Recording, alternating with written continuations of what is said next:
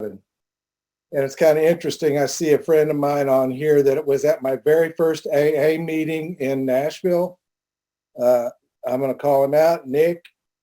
And the interesting thing about that is I showed up at the AA meeting early because it was held in the same room that there was an IOP being held. So I walked across the hall. That's how much effort it took me to make my first AA meeting.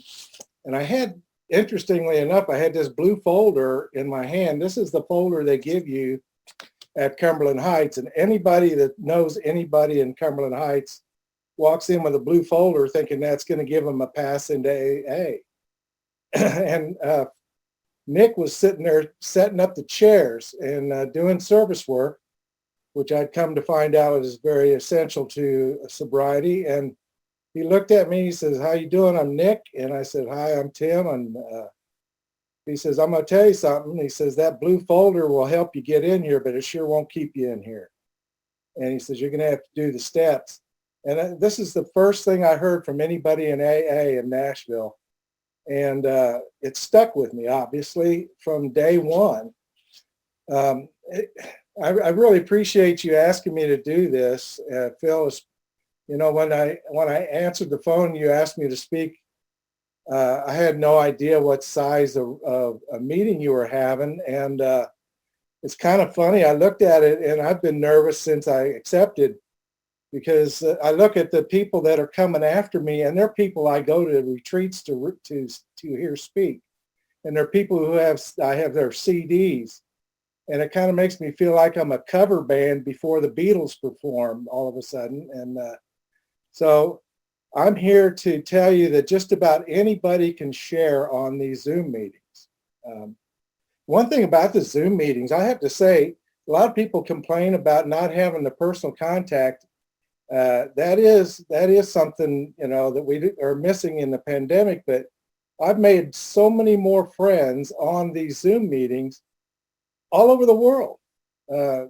There's people in here from, several continents at this point, and several countries, and they're all, I would call them all friends, the people that I know from these countries.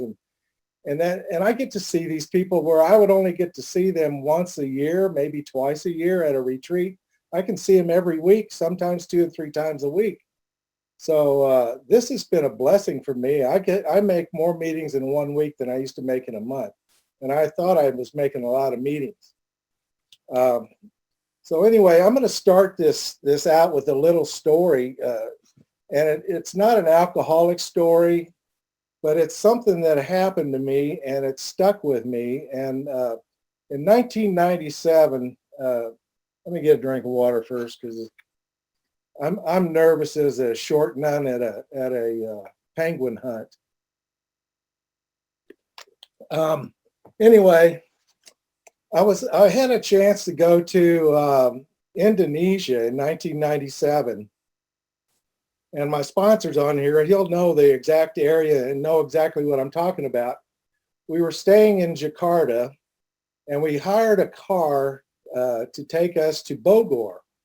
And that's where my sponsor's hometown was. I didn't know my sponsor then, but since then we've talked about this. Bogor had a huge gong factory. They made the big gongs, they're 6 feet across, and they hammer them out. And so that was our intention, to go to this gong factory. So we hired a driver, and I know that sounds extravagant, but in Indonesia, you can hire a driver who will give you a tour all day long for $50. I mean, you can't even get an Uber for that. But anyway, on our way to Bogor, we had some time to kill. We went to the gong factory, and then we were supposed to come back later and see the progress of this gong. And so in the meantime, we went to a botanical garden in Bogor, and it was one of the largest in the world. And while we were there, we were watching the school kids, and they were there from all over the area, and they had their lunches out there, and monkeys were jumping out of the trees, and they were stealing their lunches and things like that. And the kids were just having a ball with that. And so after we went through the whole thing, we got back in the car and we're riding back to Jakarta. And I told the story about the monkeys to the driver, and he said, do you know how they capture monkeys in the jungle? And I said, no, of course I didn't, because, I'm from Kansas. And so anyway, he said what they do is they take a jar, and it's about so big, and they have a small hole in the top of it that is about the size of a monkey's hand. And they tie that jar with about 6 foot of chain to a tree. And inside that jar, they put everything monkeys like: bananas, fruits, nuts, whatever they will get them to come up and eat. And right in the middle of the night, they put this thing out next to the tree, tied to the tree, and a monkey will come up to that jar and stick his hand in the jar to get the fruit and the nuts out. And then when they come in the morning, the monkey is stuck inside that jar. And the interesting part of that story is that the reason that monkey is stuck is because when he sticks his hand in the jar to get what he thinks is most important to him, something that is really going to delight him, he has to make his hand into a fist to pull it out. And when he does, he can't get his hand out of the jar. And that is what alcoholism is to me.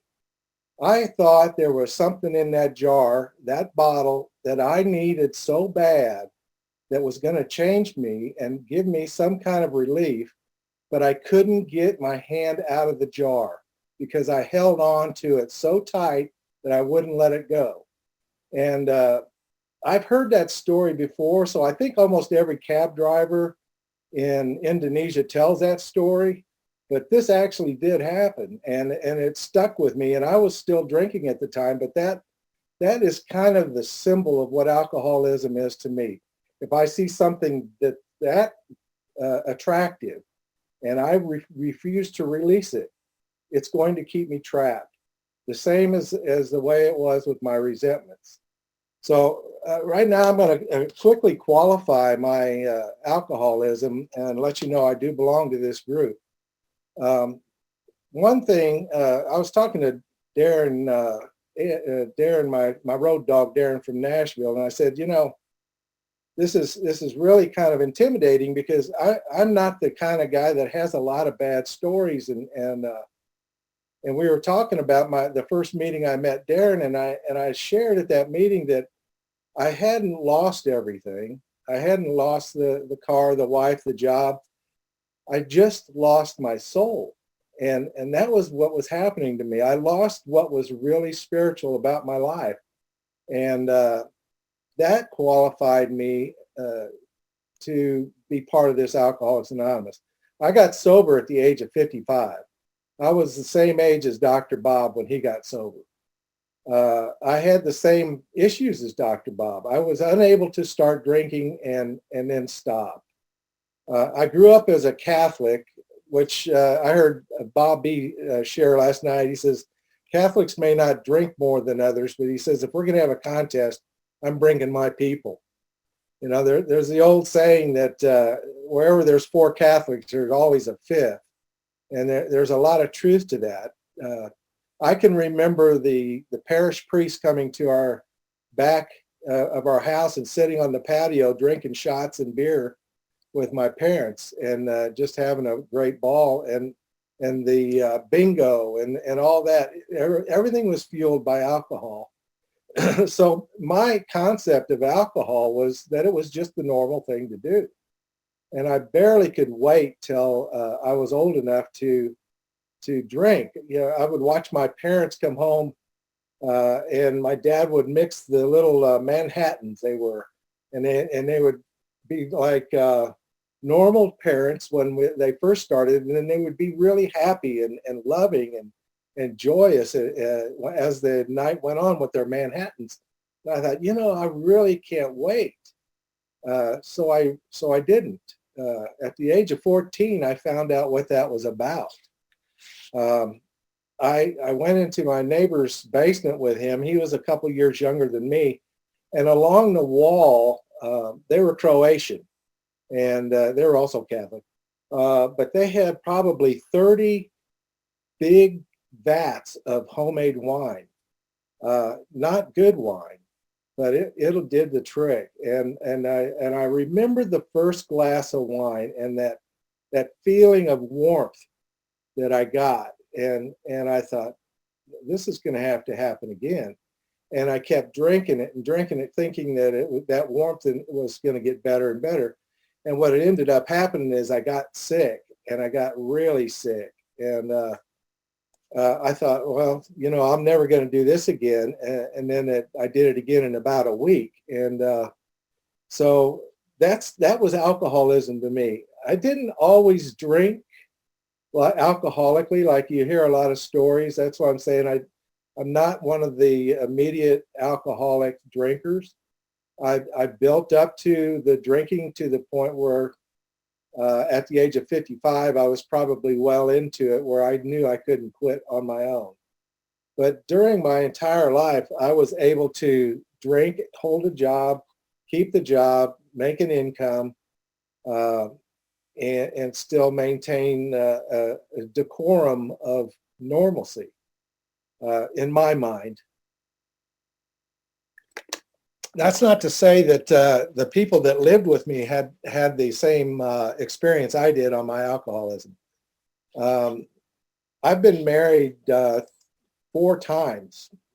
3 of those times was in my alcoholic behavior. The first marriage only lasted about 18 months. But the second marriage, I was married for 14 years with a lady whose father was an alcoholic. And we had a really good marriage. And what had happened is I got a job. I finally got a good job. I had worked in a warehouse for all my life. And what happened is I became a local union president of the United Garment Workers in the place I was working. And I found that I really had a career. I had no career path at all from the age of, since high school on. I just fell into this. I went to college only to stay out of the draft. And when I failed out of the college in my first semester, they had the draft numbers, if you recall. If you're old enough, you'll know. They had a lottery, and my number was 105. So the first draw of the lottery was going up to 100. So the first 100 people were immediately brought into the military. So what I did was I joined the Air Force Reserves, and that kept me out of Vietnam. And I laugh about this, but I am proud of my military service. From the year 1970 to 1976, there were no Viet Cong reported in Grandview, Missouri for the entire time that I was in the Air Force Reserve. So you can thank me for that. But that basic training turned me on to a lot of people who had other ways of becoming inebriated other than alcohol, some of the chemical cousins that come along with that. And there were a few years that I experimented with that in a spiritual sense. And I say that because it was the 70s, and I was using some of these chemical cousins as a spiritual device. And during that time, I didn't drink for about 12 years. I didn't do that very long, but it did affect my spirituality. And that will become an issue with me later on when we get to AA. My concept of a higher power was skewed and possibly even helped back in those days. But back to my no direction in my job, I got a job as an international representative with the union that I was working for. And during that time, they sent me to, they asked me if I wanted to move to Nashville, Tennessee to run the organization. And of course I did. It was about 3 times the income.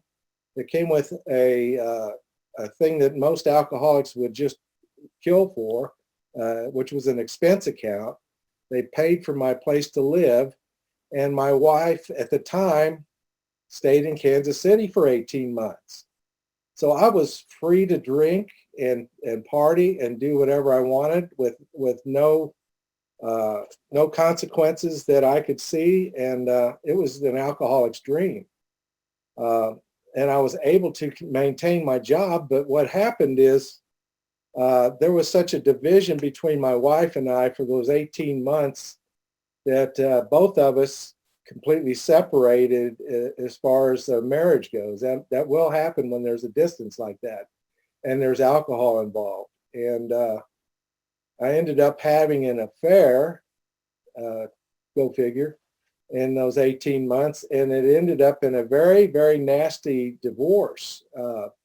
She ended up having a retaliation affair, which I couldn't blame her, but I did.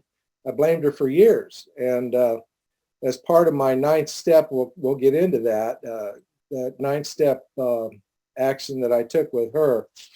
But anyway, I was in the executive branch of this union, and I was still an active alcoholic. And what happened after that was, if you know anything about labor unions and the garment industry, it was the United Garment Workers. A lot of the East Tennessee people will realize this, that I represented the Lee Jeans and Levi's. Our union represented Levi's, and I did the severance package for that large Levi's plant there in Knoxville and Powell and all the East Tennessee Levi's plants. 7,000 people I had to negotiate a severance package for. So what was happening is the garment industry was going down the tube. So I merged my international union with another union, which was at 1.4 million people.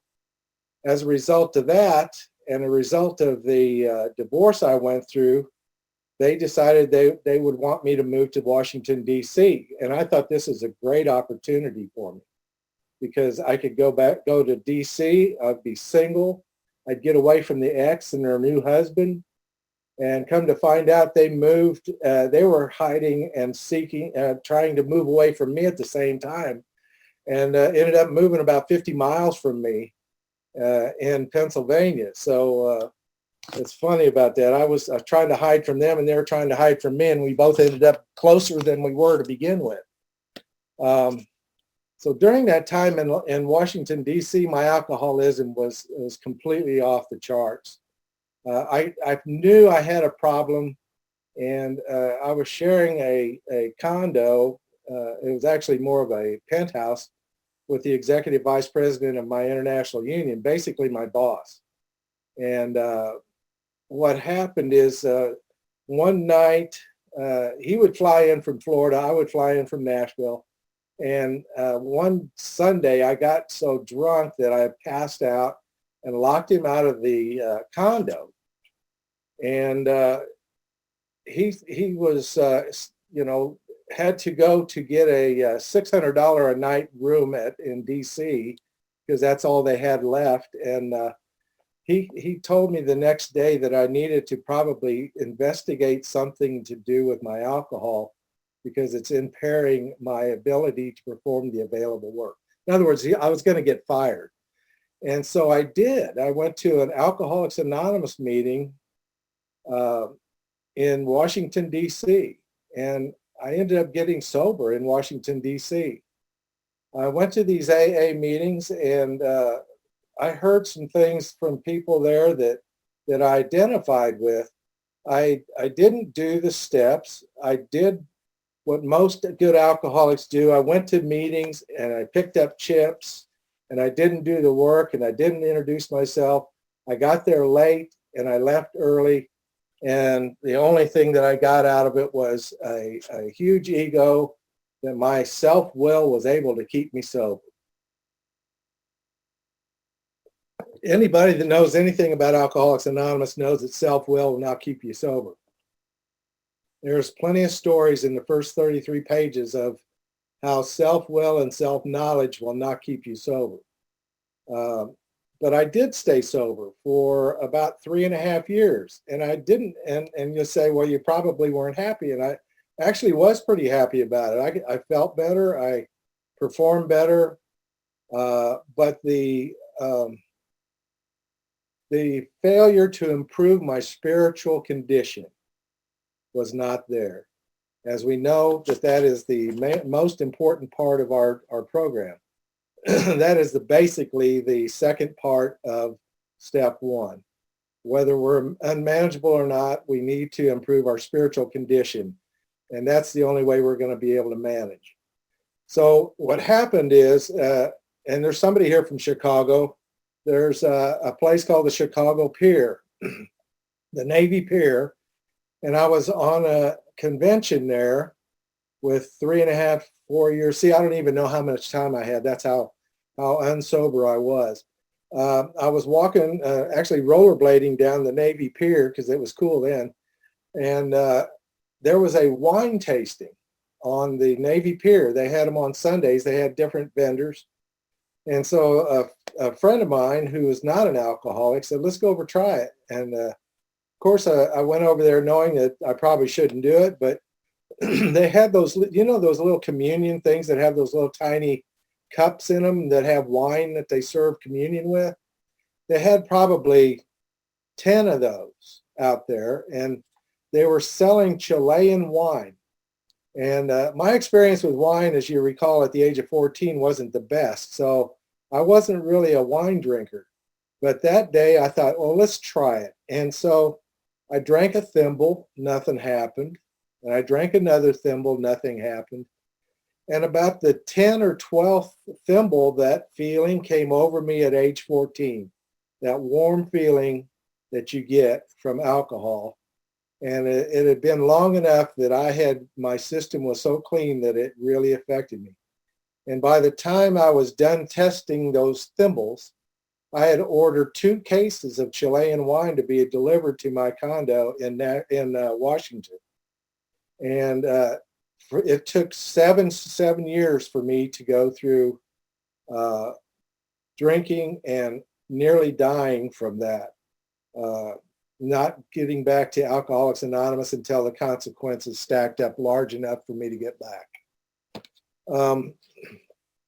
During that time, I did do a very important 9th step with the ex-wife, and this is one of those things that I've talked about. I really, really hated this ex-wife of mine and her husband because they had caused me so much trouble during that divorce. I was making about $70,000 a year at the time, and I was homeless. I had no money left from fighting during this divorce, and so I held a huge resentment to them. And he was kind of a very abusive person, and she married him anyway, knowing that. And I had always wished in the back of my mind that he would someday. I'm not proud of this, but someday he would knock the heck out of her. And what happened is when I was in D.C., we had joint custody where I would drive halfway to Pennsylvania. She would drive halfway, and we did what I considered a hostage exchange. I'd pick up my daughter and take her to Washington, D.C. for the weekend. And he would always be with her, and he'd always have his gun in the window of the car aimed at me.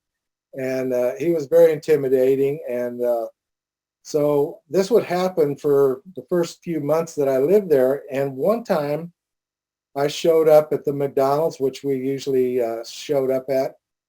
And she showed up with my daughter and walked into the McDonald's, and she was alone. And I said, she was visibly shaking, and she sat down, and I said, what is wrong? And she said, I'm afraid to go back.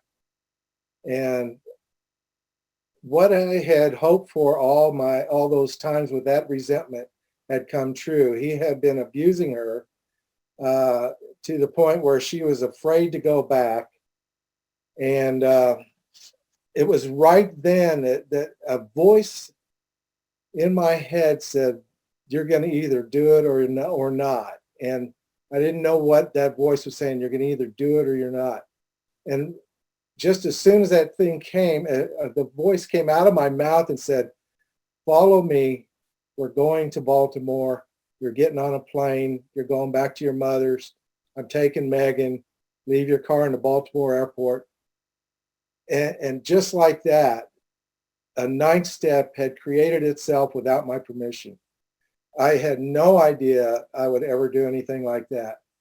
And to this day, we're some of the best friends, my ex-wife and I. And in fact, I've even stayed at their house when they got married to house watch for them. Stayed there with my daughter and house watched their house when she got remarried to another person.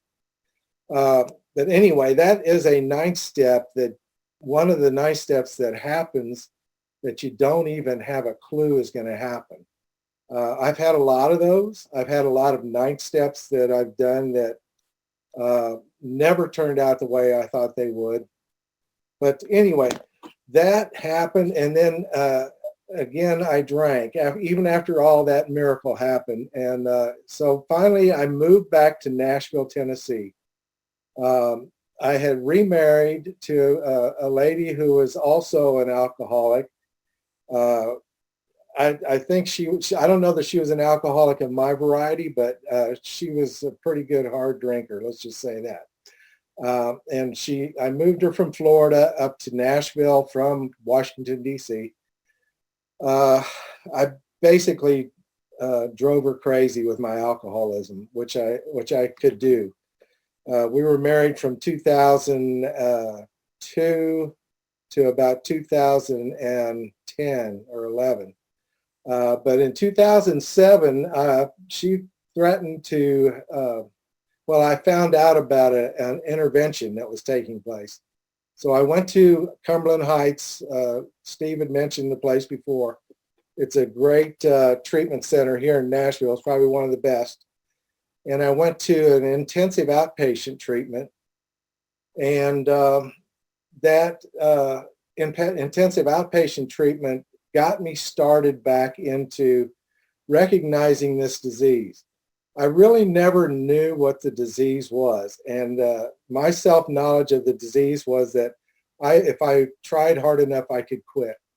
And at this point, before I went into the intensive outpatient, I sat in the kitchen on the floor in front of an empty vodka bottle, knowing that I was going to have another drink.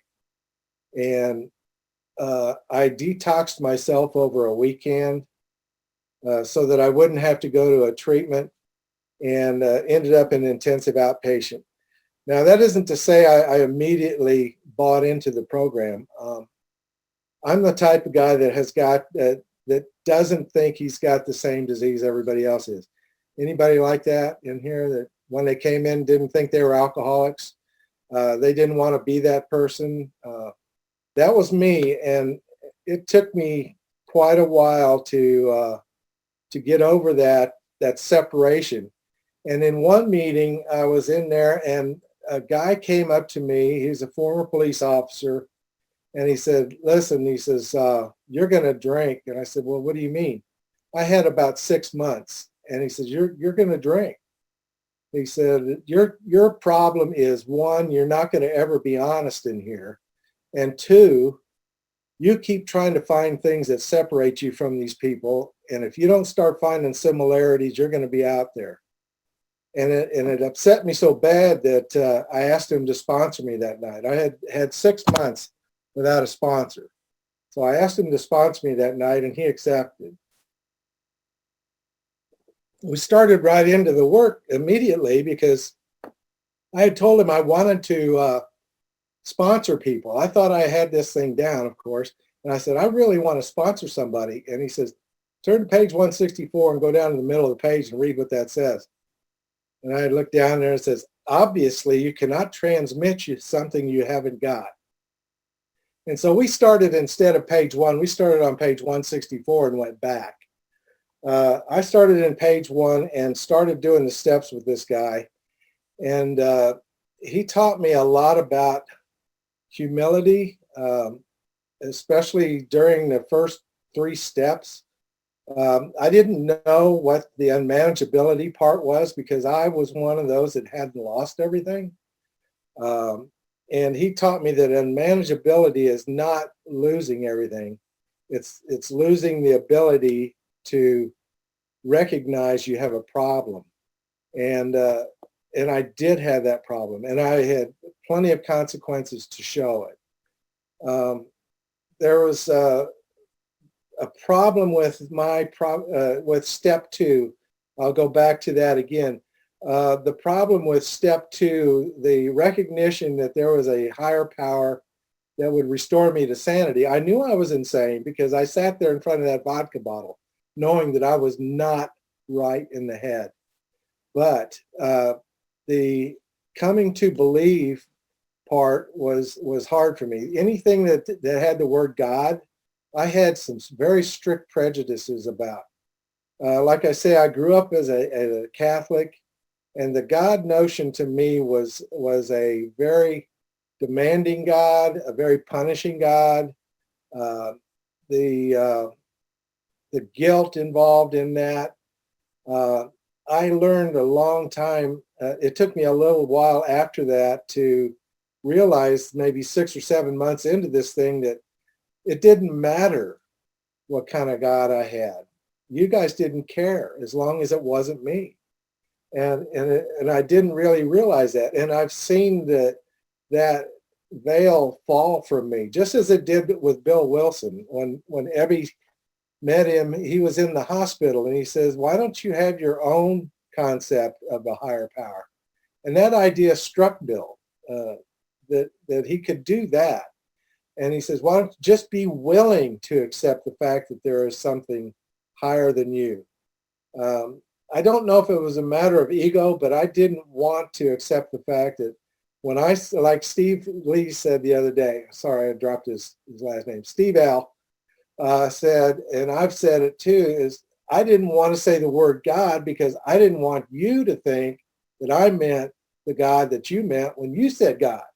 So I would say higher power for almost a year. And it just got to be more economical to say God, because to this day, I know there is a power. There is a power in working in my life now. And I didn't see it so much in me, but I saw it in you. I saw people that I had been in the rooms with completely changing. They were changing the way they talked, the way they acted.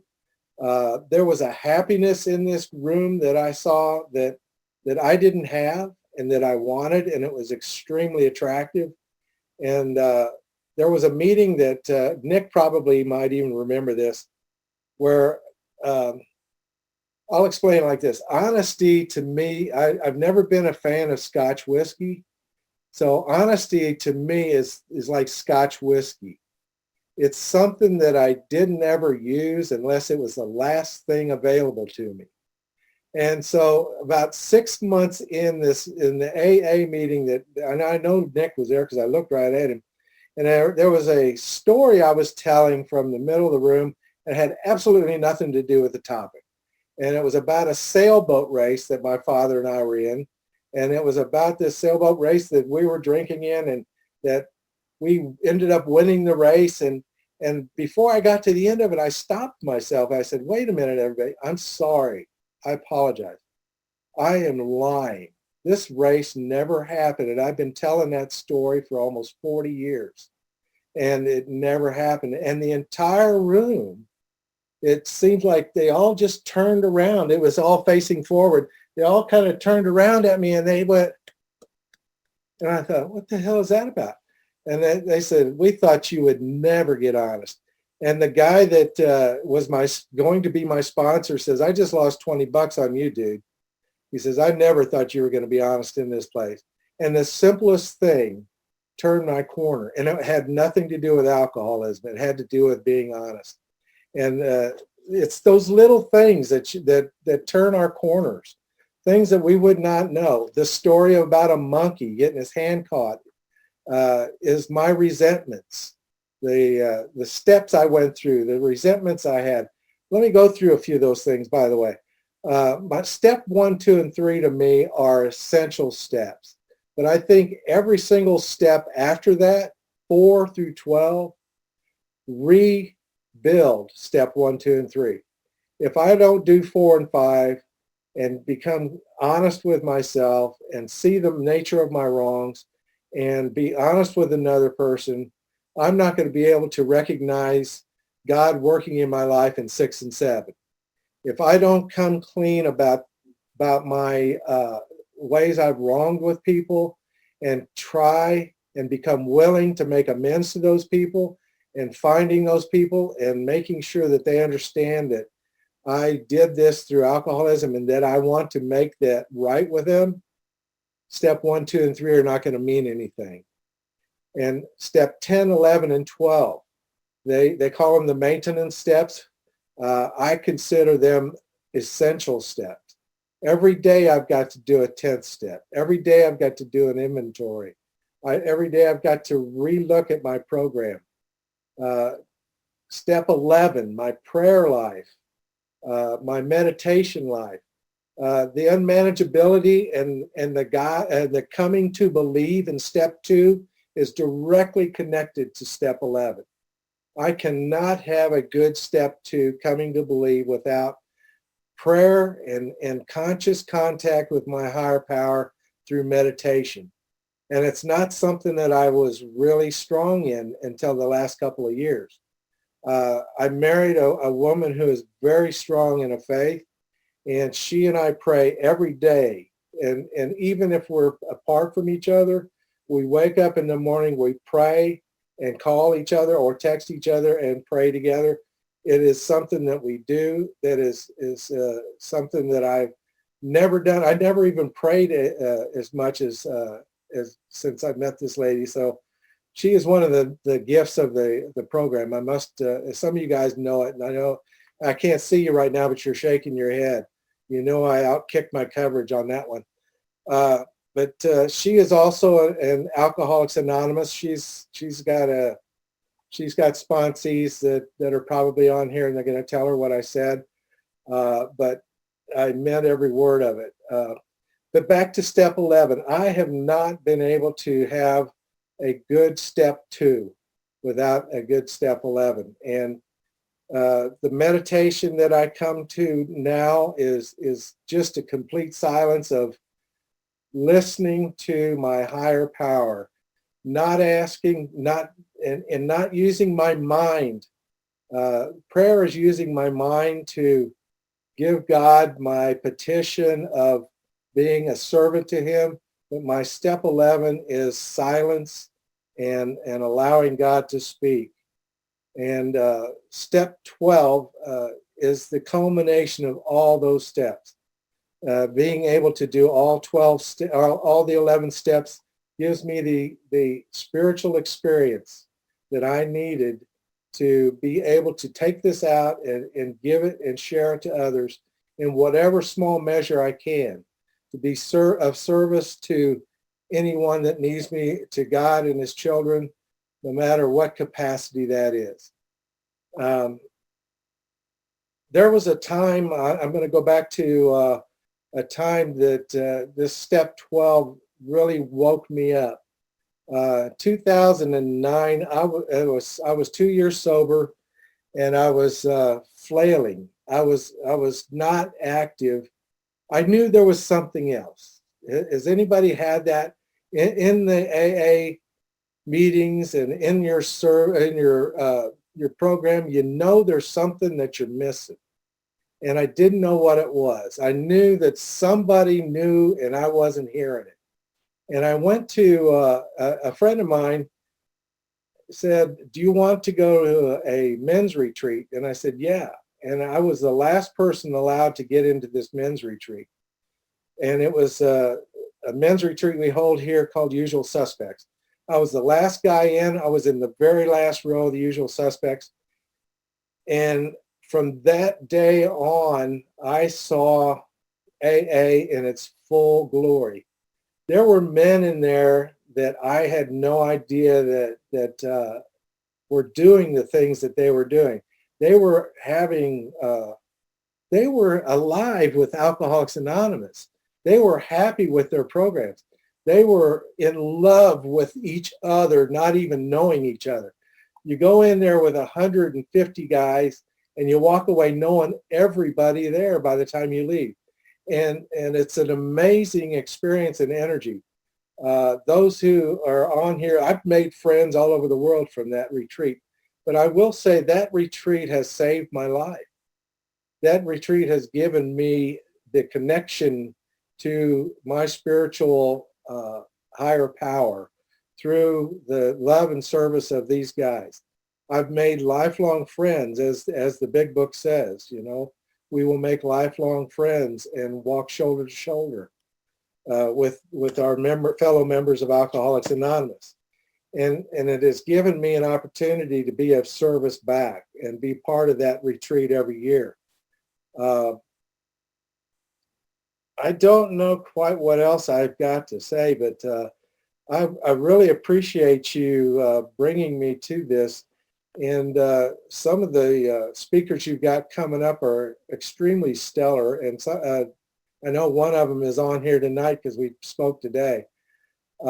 If you ever have a chance, I'm going to put or maybe Darren J will put the page 112 meeting notice on the chat. If you don't know what page 112 meeting stands for, look at the first three words of page 112 of the big book, and it's read this book. And we named our meeting after that because that's what we do. And it's a really good meeting. It's similar to this meeting. It's a three legacies group, much like this one. We have service, fellowship, and recovery, all in the same meeting. So I appreciate you offering this to me, and I'm going to probably cut it short because if I start rambling, then the rest of you are going to fall asleep. Thank you, Phil. Thank you, Stephen. Thank you, everyone. Thank you. Excellent, Tim. Thank you, Tim. Yay! Thanks, Barkley.